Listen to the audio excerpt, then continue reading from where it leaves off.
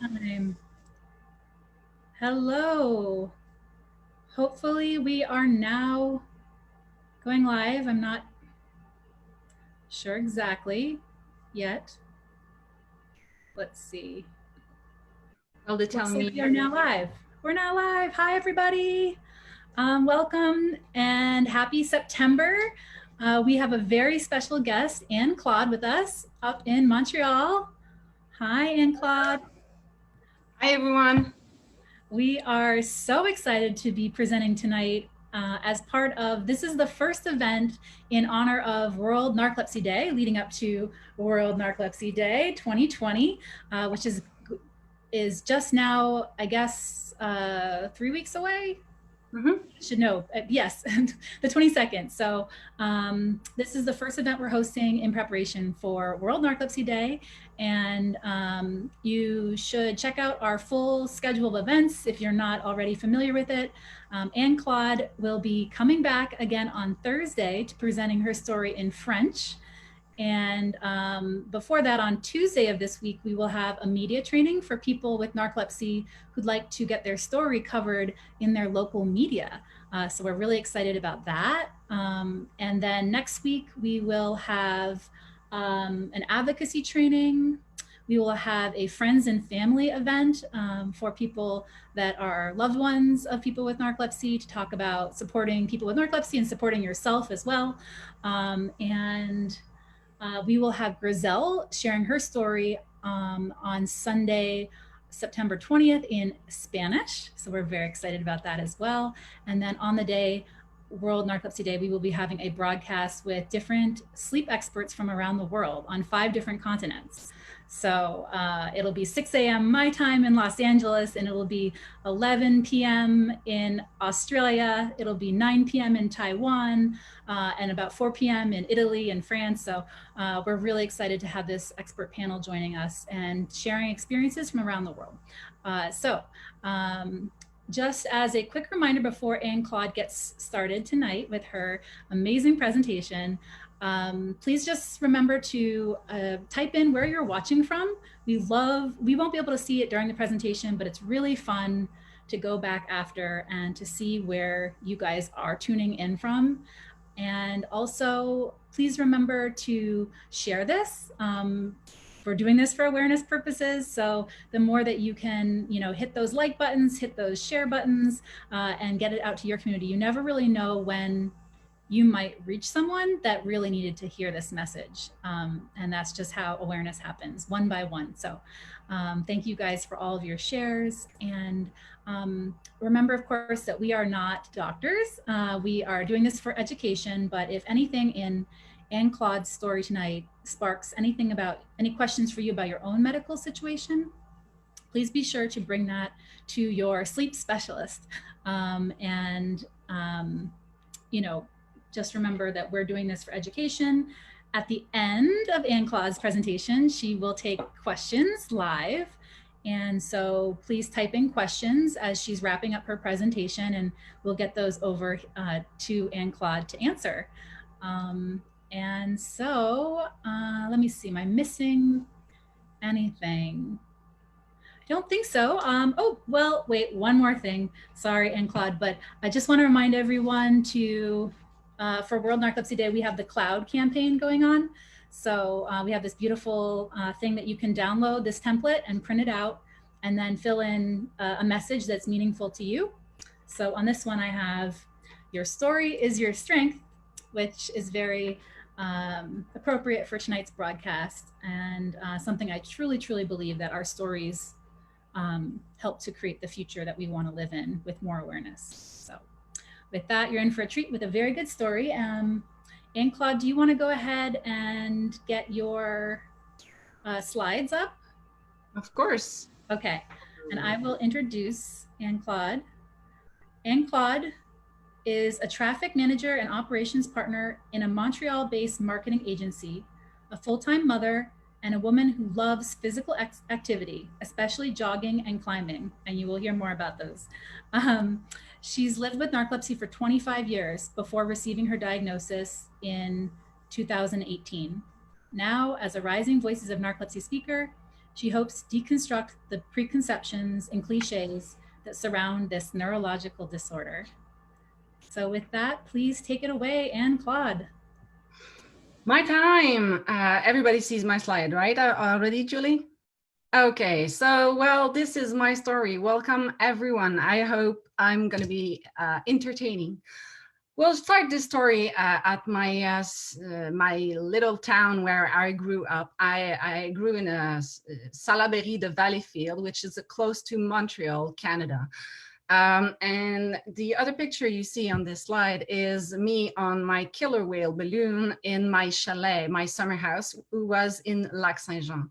Just as a story, Quebec is a pretty nice province if you happen to come and visit. And Lac Saint-Jean is 6 hours and a half from my house. So we used to drive a long road to go to my summer house. And there's stories already super fun about this.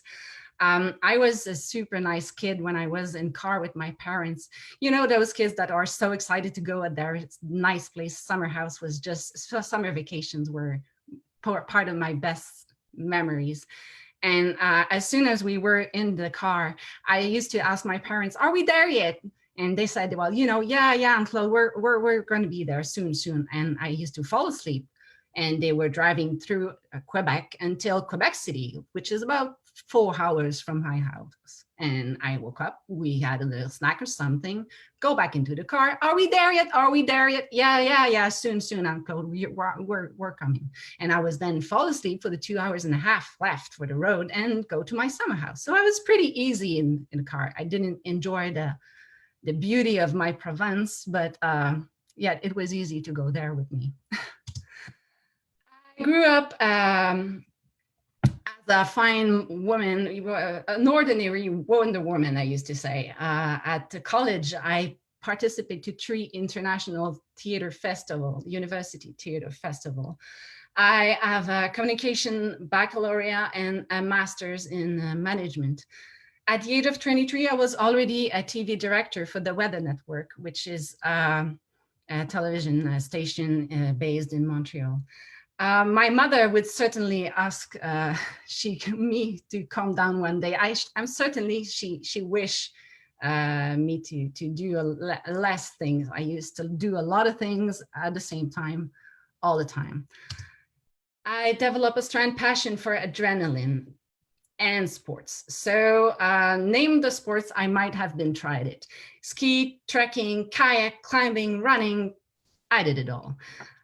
And you see me over there with a special person who's named Julie. And I met Julie when I was pretty deep down into climbing. And she came to have a lesson. She wanted to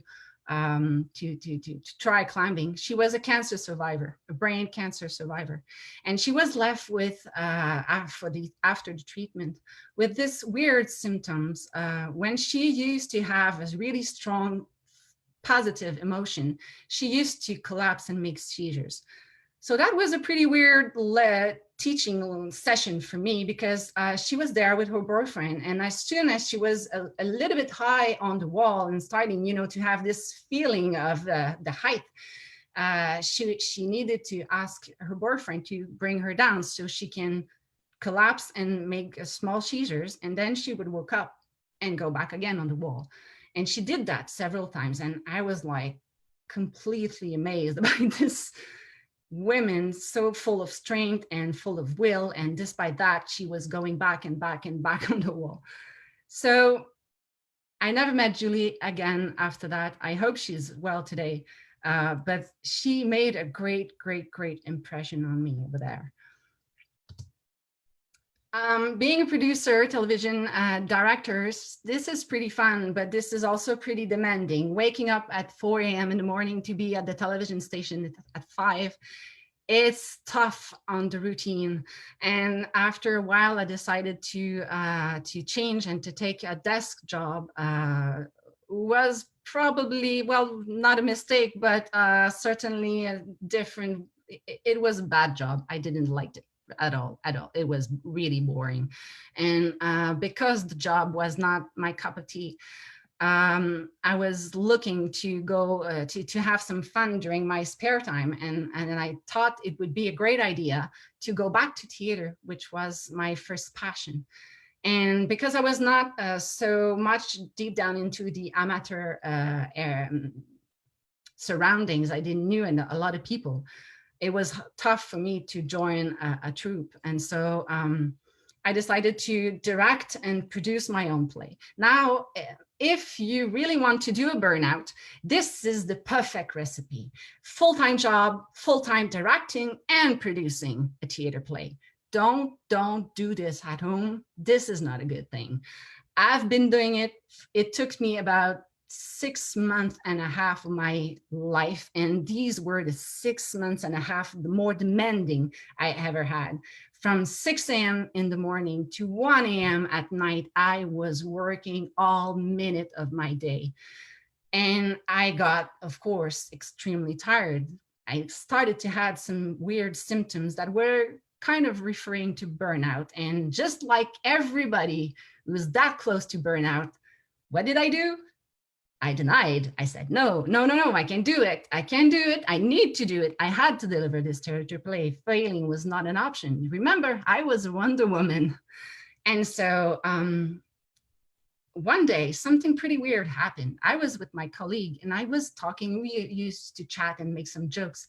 And when I was about to make a joke and I thought this joke was super funny, I started to feel my face like there was turning into jello. And the perfect image to describe this feeling is our old Prime Minister, Jean Chrétien. This is, no offense, he was a great Prime Minister, but he had this particularity about his face. He had the face falling, and I felt I was falling just like that. And I was so afraid about this. And everybody told me, no, Anne, you just look like you. No, we don't see anything. It's okay. And it was only when I was making jokes and I thought I was funny. People were making jokes that were hilarious, and that was not happening. Only when, so that was super crazy. There was no way I would go to see a doctor and say this kind of thing. I mean, I'm not, it sounds so crazy, too crazy. And I thought about, it made me remember though about Julie and the seizures I saw, because of the emotions that was related to this feeling. And so I said, okay, you know, that's there's something in my brain, might be cancer. So instead of going to see a doctor, because I was that close to burnout and I didn't want them to stop me from my crazy routine, I decided to do everything to avoid cancer. So I bought earplugs to speak with my cell phone far away, and I ate blueberries, and I added sports to my routine as well. So I was climbing harder. So I was climbing, doing theater, and doing work.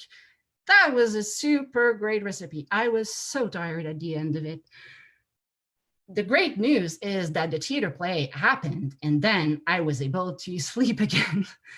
Yeah, sleep was kind of something I forgot into the equation about being healthy. And when I was capable of sleeping and resting again, something super nice happened. The feeling, the jokes, and all of this disappeared. It just stopped. And so I thought, oh my God, I did the right thing. The cancer is away. And I go up with my life. I met my husband, and soon we had just amazing 2 babies. Now, I thought I was sleep deprived while doing theater. I can tell you that being a parent is another défi. Soon I realized that it was pretty demanding having a child when my son was there. And there's this story so funny. One night I was resting, and my husband was cooking chicken, and when I got up from bed, I went into the to get the meal for the supper, and it was beef on the table, and I said, honey, where's the chicken? And he said, well, there's no chicken. I said, no, you cook chicken. I saw it. I smelled it. I mean, there was a chicken. He said, no, there were no chicken. So that was weird as well. I knew I was sleep deprived, yet I didn't quite understood what happened. And I said, okay, it might have been, you know what, forget it. We had another baby, Emily, who was another defeat as well. She was tough on nights. She didn't sleep her night until a year and a half, and because I was gifted, actually, my husband had trouble. He was always tired and he was sleeping a lot and he was unable to nap during the day. But I was capable of sleeping everywhere. I could sleep in the car, in front of TV. So I was able to get back my sleep I was losing at night while taking care of Emily. So I took great care of her for a while. When it was too hard, I used to sleep in the room that was in the basement. But sometimes it was so hard, you know, as a mother, when you hear your baby scream, even if she's on the second floor, I mean, you go and you see and you try to go and take care of them. But it happens that sometimes I was sleeping in that room and I was going to take care of Emily and she was sleeping back again in her bed, so in her crib. Okay, well, and when she was finally doing her night and sleeping just like a normal human being, you know, like when it sometimes happened that the kids starts to do, it seems that I was unable to get out of this cycle I was in. I thought it would, the reason why is that I had been doing this for too many years, many times. So every night at 2 a.m. I was waking up for an hour or 2 hours. And every day at 1 p.m. I was falling asleep like crazy, incapable of staying awake. And I was stuck into that rhythm. And I was just going tired more and more and more until the jello feeling in my face came back. And I got afraid. I had forgot about it totally. But when it got back, I said, oh my God, the cancer is again over there. And so I decided to try to do this healthy routine and, you know, the hair plugs and everything again, but it wasn't enough. And soon it was not only my face that was falling, it was my arms. It was, I had to put my head on the desk because I was falling literally. So it was getting stronger and stronger and stronger. And I didn't want to ask, I didn't want to go and see a doctor. Hey, doc, you know what? When I make a joke and I think I'm funny, I'm falling. That was so crazy. I couldn't, I didn't want to talk about it to anybody. It happened that my husband, I told you a bit earlier, had trouble with his own sleep. And while he was looking for his symptoms, he discovered the descriptions of narcolepsy, and he brought that to me and said, hey, honey, look at this. This looks pretty much like you. And I read the descriptions, but there were some stuff that might have been, but some of those that didn't relate to me at all. So I just said, no, you know what, forget it. That's not me. Nah. And maybe a few months after that, he brought me the Epworth scale, which is a questionnaire that you feel that will tell you if you have a sleep problem, might have sleep problem or not. And of course, I had a super high score over there. But that wasn't enough. Again, it was definitely the jello feeling that was getting stronger and stronger and more invasive that decided me to go and see my family doctor and to ask for an MRI because the cancer was getting stronger. So I had to admit that I had something wrong. He gave me a notice, and I saw a neurologist who already asked for a sleep study. I thought that neurologist was so bad. Why did he give me a sleep study? I don't need a sleep study. I fall asleep like that at night, no problem. I can nap anytime during the day. There was no problem with my sleep. So when the lab called me to have this sleep study, I just turned it down. You know, I don't need it.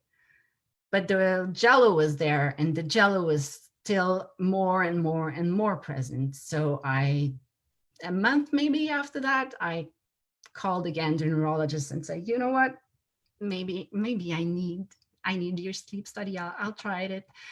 And so I didn't turn out the sleep studies #2. And without any surprise for anybody but me, I got diagnosed with narcolepsy type 1, which is with cataplexy. And I was 38 years old.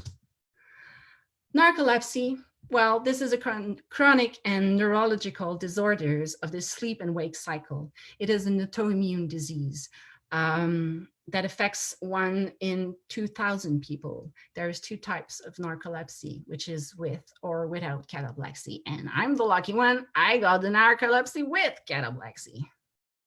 That's a joke. Symptoms. Now, I'm going to read because there's a description. Excessive daytime sleepiness. They say it's a period of extreme sleepiness during the day that feels comparable to how someone without narcolepsy would feel after staying awake 48 to 72 hours per day.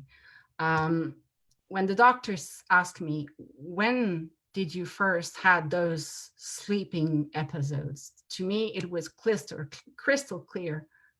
High school, first grade. I was sleeping all my courses during the afternoon. It was so bad. I just, if that would have been occurring for so long, I had to think about it a little bit, right? Cataplexy are striking and sudden episodes of the muscles weakness, usually triggered by a strong emotion, such as laughing, surprise, or anger. The severity may vary from slacking of the jaw, buckling of the knees, or falling down. The duration may be for a few seconds to several minutes, and the person remain fully conscious all the time during the episode. So you can talk to someone having a cataplexy. He's totally there. So for me, it wasn't cancer, I had to admit. Now, this third one, symptoms, this is pretty hard. It was hard for me to acknowledge. Hypnagogic or hypnopompic hallucinations. These are visual, auditory, or tactile hallucination upon falling asleep or waking up. These can be frightening, confusing. That could have been the chicken. Could it be? It happened to me that is more audio than a visual thing. So maybe Emily was not always asking for mommy at 2 a.m. in the morning. Maybe. It's still not clear as of today. The chicken, probably. I had to think about all these probable episodes. Where were they? That was freaking out myself. Sleeping paralysis. Sleeping paralysis. This is the inability to move for a few seconds or a few minutes upon falling asleep or waking up. Can be accompanied by hallucinations, which is a nice cocktail. To me, those could have been when I thought I was stuck into deep sleep, because I had this feeling of not being capable of moving, but I always associated that to a big night's sleep so deep, that's so good. So for me, that was super positive. Okay.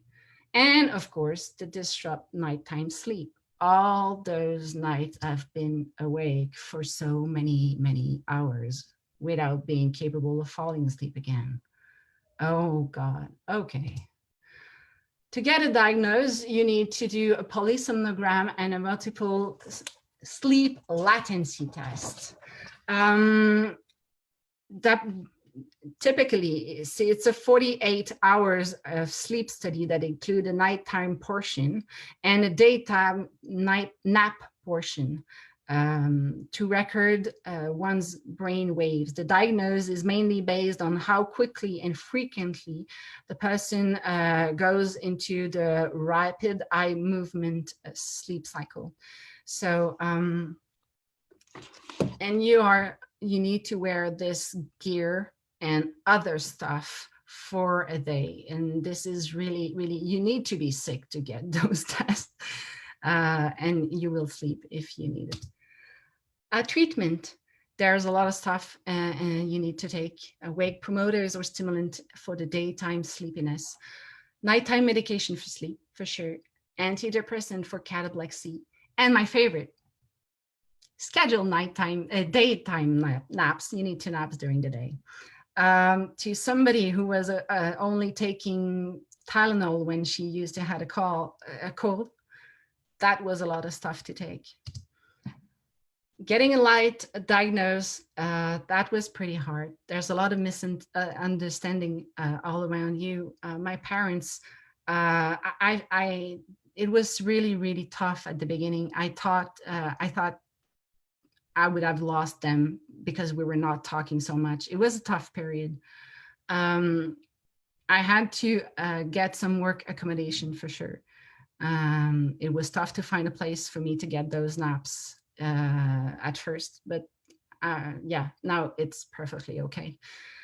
And my husband helped a lot, especially for me to recognize when I was getting sleepiness. Because I used to activate myself instead of going to sleep when I was starting to feel tired. My behavior was completely upside down. For the future, well, actually, this is only where my story first starts, because for me, it's only the beginning, you know.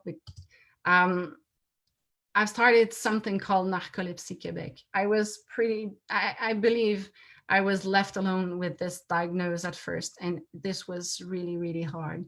I thought to myself, nobody should experience being alone with this kind of diagnosis. And so I tried to make people meet other people with this disease, because that was my first goal at first. I felt like an alien that day when I got out from the doctor's office, and I thought, if I'm an alien, who are the others? And so this is the purpose of Narcolepsy Quebec. And for the rest, I will continue skiing, but with my kids, kayaking, certainly with my kids, doing bicycle with my kids, climbing with my kids, running with them as well. Actually, I will continue to do all the stuff I like, and I will find other dreams, and there will be other great things. The story is only better because with the diagnosis, I'm less tired, and the life is just better. Why am I doing this tonight? Why am I talking to you about narcolepsy? Well, being narcoleptic or not, one day you will be sleep deprived. It will happen to everybody. Remember that sleepiness doesn't always look like sleepy. Nobody could ever thought I would be a narcoleptic, yet I might have been sick for a long, long time. In fact, it takes about 8 to 15 years in average to get a diagnosis between the appearance of the symptoms and the diagnosis. And that's a long period. And people try to treat themselves or are mistreated or misdiagnosed. And that's pretty tough. We think that about 50% of the people with this disease are currently not diagnosed. So the more we talk about it, the more people stop to believe that being a narcoleptic is being somebody depressed and always tired. The more we deconstruct those clichés, the sooner the people will receive the diagnosis. And I do this with Rising Voices of Narcolepsy. This is a an amazing program by Julie Flygare and the Project Sleep. And if you are interested in the do just as I did tonight, I really, really recommend you to get in touch with Julie, because she's over there and super amazing. And I think I give you back the mic over there. Yay, Anne-Claude. Great job. I know I am clapping on behalf of many people that are virtually clapping on Facebook. I know we have a big audience tonight that's tuned in to hear you. So if you want to go ahead and unshare your slides, so we can just be the two of us. Perfect. All right. We'll hopefully get some questions from the audience. I am going to start with a few questions for you as people are getting their questions in to Anna, who will send them to me to get them to Anne-Claude. So Anne-Claude, how did you actually, I don't remember how you found about Rising Voices. How did you decide to get involved? Actually, I never told you. I think, well, I told in my presentation that I wanted to meet other people with narcolepsy, because I felt I didn't fit the descriptions. And at first I got all into those groups, Facebook groups about narcolepsy. And over there was one from Montreal. And I think there was a girl over there who named you. And she said, well, there's this girl in California called Julie Flygare. Find something like that. You will have more answers about your questions, because I was so full of questions. And I, of course, well, the Rising Voices were starting. And I said, okay, I just want to do this. I need to do this. I need to talk to some, I wanted to meet you, and I wanted to meet other people. And that was my way to reach other narcoleptic. And yeah, that's it. Yeah, that's awesome. It's you know, having a theater background, especially, I'm sure everyone can tell, like, you're just so animated and you have so much presence, and you're an incredible presenter. So we're really excited. We actually, I mean, Anne-Claude has been someone we've wanted to feature for a while, and we saved her especially for this month, because we're really excited to have her present in French too on Thursday, and just bring, you know, that international feel this month. So yeah, because actually I didn't say at the beginning of my presentation, but English is not my first language. I'm a French frog, as we say in Quebec. So yeah. And so and not only has she been an incredible participant in English, but of course, you know, she had already, I think you'd already, before we even talked about doing it as a broadcast, you'd already translated all your slides into French. She made the World Narcolepsy Day fact sheet into French, which is available in our toolkit. If you guys download the toolkit, there's a French version of the fact sheet, thanks to Anne-Claude. And yeah, so how's it going with Narcolepsy Quebec, and what is the French community like in general? well, I only see the French from France from my Facebook feeds, and it doesn't seem that they are pretty well. I mean, they ask a lot of questions about the meds, and they seems to have a lot of problems. So I don't know if there's any organization over there that helps them, or, well, there's the INC. There's some stuff, but I mean, all the speaking on the feeds are, I mean, there's a lot of people over there for sure. So people need to talk, people need to share. That's something I'm pretty more in France than in Quebec. The feeds in Quebec are not so active yet. I've been able to make people to reach and meet each other few times with Narcolepsy Quebec, and every time it was amazing. I've met there was this man, an old man, and he said, in my all entire life, it is the first time I've met other people with narcolepsy. And that was amazing. And at the end of the meeting, that was way too long for narcoleptic people, he shook my hand and he said, welcome into the family. So that was every moment. There were not so many, but all of these events that I made happen they were amazing, and it was pretty rich, and every time stories are really interesting. So it's getting a little, I mean, it's hard. You need to put a lot of energy into that. And I have my 2 kids over there, and my life, I'm working full time. So I try to put a bit of energy every time I can.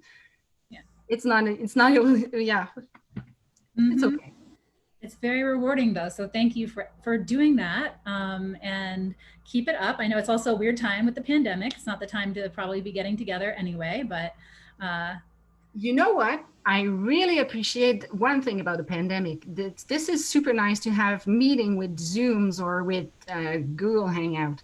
It's easier if people, they don't have to drive to go to a certain place for a meeting to a certain hours. You just open your camera and you're there, and that is, and you get the stories and you share as well. So that's a good thing.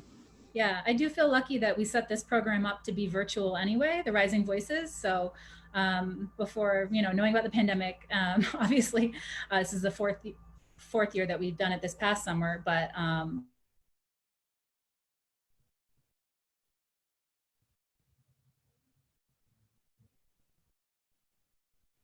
I don't hear you anymore. I don't know if people on Facebook hear me as well. Uh-oh.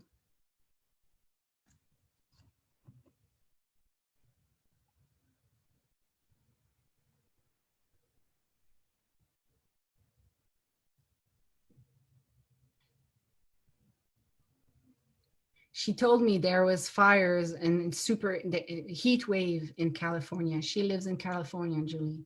And I don't know if I'm on Facebook again and alone, but I'm going to try to ask Anna if,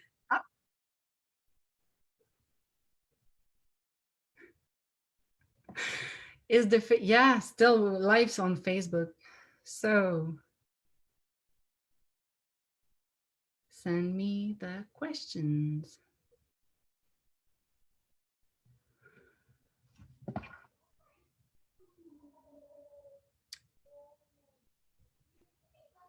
Yeah, so Julie just lost the power. So Anna is on my cell phone, and she's gonna send me the questions so I can answer those questions if if you want to, Anna, please, because I don't see the Facebook feed.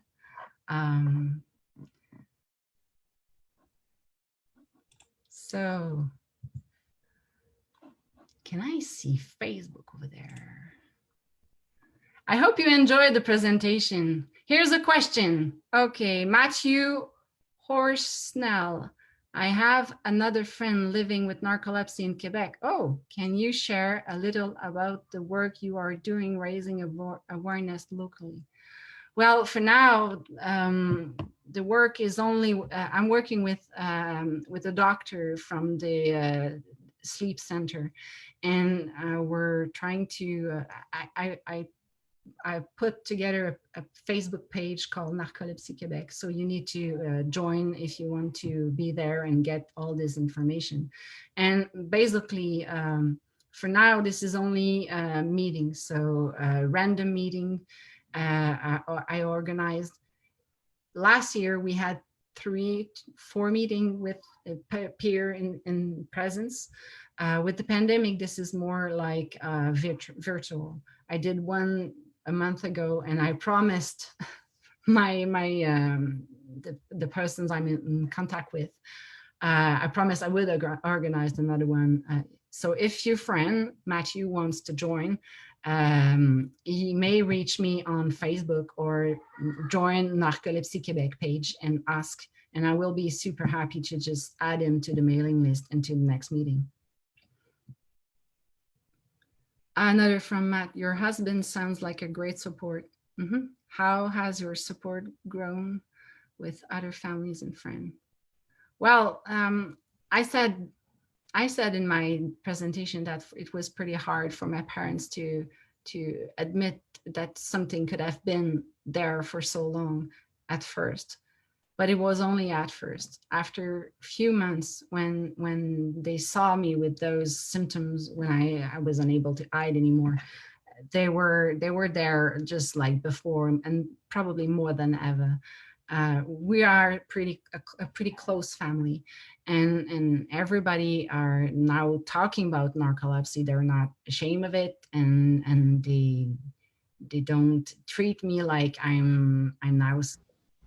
Oh, hello, Julie again. Yeah. You know what? I'm getting the questions from Anna, and I'm answering right now. Yes. So, and to end my answer, Matthew, I would say that all my colleagues at work are super supportive, and all my friends are super supportive, and everybody are super supportive. They all had pretty tough reaction at the beginning, say, no, you can't be narcoleptic, that can't be you. And but at the end, yeah, I mean, this is who I am and who I was. So everybody knows, and everybody's great. Another question?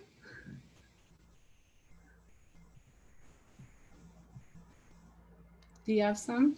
Well, I have a question. Can you hear me? Yes, I do. Okay. All right. I don't know if you already mentioned this, but having children is always, well, first of all, bravo for being a mother, like with narcolepsy. I know that the mothers out there really probably were like, yes, during that part. But how has it been as far as like their understanding of narcolepsy? Like, was there a specific day you remember telling them for the first time, or are there any conversations about it? Yeah, well, my son used to say that when I'm having a cataplexy, I look like a zombie. um, he he understood just yesterday, probably, when I was revising all my slides, and I was looking at the Jello, and I explained him, Jello and Jean Chrétien in my face, and I saw in his face that he, for the first time, understood what was a cataplexy, and he said, "Oh, mommy, wow, this is weird." And I said, "Yeah, this is pretty weird." My daughter was afraid. She got the sleep disorders as well, so she was pretty. It was tough for her to acknowledge. They both say that they don't like the mommy disease. They don't like me since I have narcolepsy. But I told them, honey, you've been knowing me as a narcoleptic all your life. I was sick you always knew me like this. But since I need to nap, and I nap every day, it's bugging them, but that's okay. It's not, I mean, They're maybe when they're teenagers and they want to do stuff and get in trouble, they might appreciate that you're napping. Then they can they go. will they will certainly find something to bug me. There are smart kids for sure, but they're amazing, and they've been amazing since they're born anyway. So I have great kids, pretty smart. You did mention too about a 21K. What's that? A road race or something? It's a half marathon. I made a half marathon in Montreal. Emily was probably 2 or 3 years old, and because I was tired, I was trying to get in shape, and doing sport was a way for me to manage my sleep for many years. And I did a half marathon. It was an amazing goal for me, and I wish I would do another one day. I know you will. You've been running. Was it a marathon or a half marathon? I've done 3 marathons. Oh my God. Just take it slowly. I didn't win them. I did not win these races, but I finished them. So yeah, I did run walking. So I ran for 8 minutes and I walked for 2 minutes. That's how I did all three of them. I've been So dreaming. That was an idea I got for Narcolepsy Quebec. I wasn't able to make it happen, but I wanted to do a marathon à relais, so a relay marathon. So everybody would sign in for a marathon, but you just do the thing that you can do. Let's say you can run 1K and the other one can run 5, and you just pass the témoin to the other one. So at the end, all the narcolepsy wins the marathon or the medal. oh, I love that. That's a great idea. Marathon Montreal didn't want it. It say, okay, if you want to do marathon, you need to run from the beginning to the end. I was like, no, forget it. Whatever, One you day. do your own way. our own way. That's awesome. I feel like I had another question for you. Oh, well, I don't mean to be taking over if other people are asking questions, but I'm just going to ask one more and then I'll stop. You said, I think the most fascinating things I've ever is about how you said your husband helped you because as you were getting tired, your inclination was to become more active, to activate yourself. And I think when we talked about it before, you even said like that meant you would go and try to like unload the dishwasher or like do things, and then he would help you to say no, maybe you should take a nap. Is that he would help you like kind of come down as opposed to trying to energize up? He barely took me by the shoulder and brought me to my room and say, you need to nap now. Stop emptying the dishwasher. This is not what you're supposed to do. And so he was stopping me by literally physically show me my bed, because the image, the comparison I can make is with people who have kids or who had kids. There's always this turning point when they're pretty young. When they get tired, they get super active and they run everywhere. And this is the part where the kids are super dangerous for themselves. They can hit and break something or anything. And it seems that it feels that it was like this, but all the time for me. I was always like getting active because I was always fighting probably sleepiness. That's a great analogy. I just think that is genius. I need one of these people that will take me by the shoulders and put me in my bed. I find it really hard to know sometimes if it's like a little dip in my energy and I just need to kind of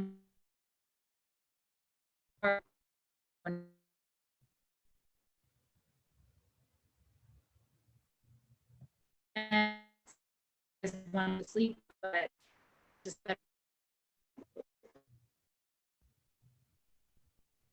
Will Julie lose power again? Are you there?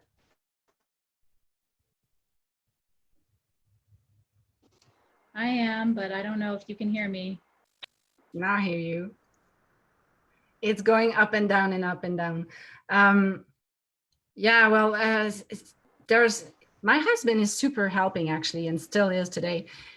One other thing he made me realize is that it's better if you nap before you're feeling sleepiness. So I'm not waiting for feeling sleepiness. I nap on a precise moment every day, and that helps me a lot.